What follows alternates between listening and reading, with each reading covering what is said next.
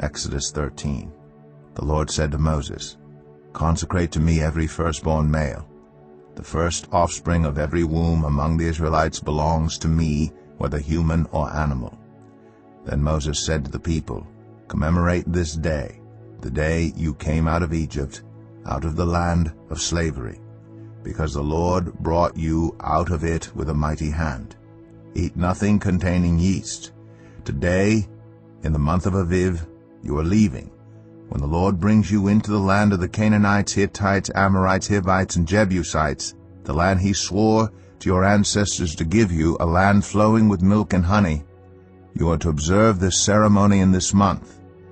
For 7 days eat bread made without yeast, and on the 7th day hold a festival to the Lord. Eat unleavened bread during those 7 days. Nothing with yeast in it is to be seen among you, nor shall any yeast be seen anywhere within your borders. On that day tell your son, I do this because of what the Lord did for me when I came out of Egypt. This observance will be for you like a sign on your hand and a reminder on your forehead that this law of the Lord is to be on your lips. For the Lord brought you out of Egypt with his mighty hand. You must keep this ordinance at the appointed time year after year. After the Lord brings you into the land of the Canaanites and gives it to you, as he promised on oath to you and your ancestors, you are to give over to the Lord the first offspring of every womb. All the firstborn males of your livestock belong to the Lord. Redeem with a lamb every firstborn donkey, but if you do not redeem it, break its neck. Redeem every firstborn among your sons. In days to come, when your son asks you, What does this mean? Say to him, With a mighty hand the Lord brought us out of Egypt, out of the land of slavery. When Pharaoh stubbornly refused to let us go, the Lord killed the firstborn of both people and animals in Egypt.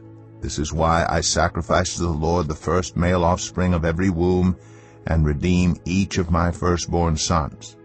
And it will be like a sign on your hand and a symbol on your forehead that the Lord brought us out of Egypt with his mighty hand."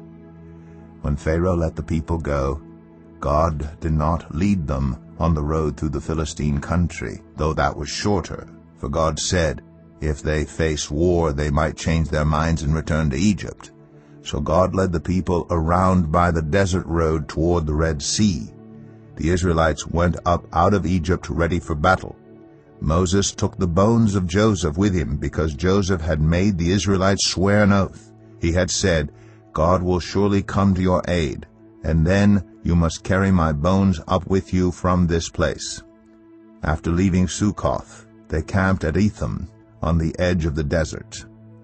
By day, the Lord went ahead of them in a pillar of cloud to guide them on their way, and by night in a pillar of fire to give them light, so that they could travel by day or night.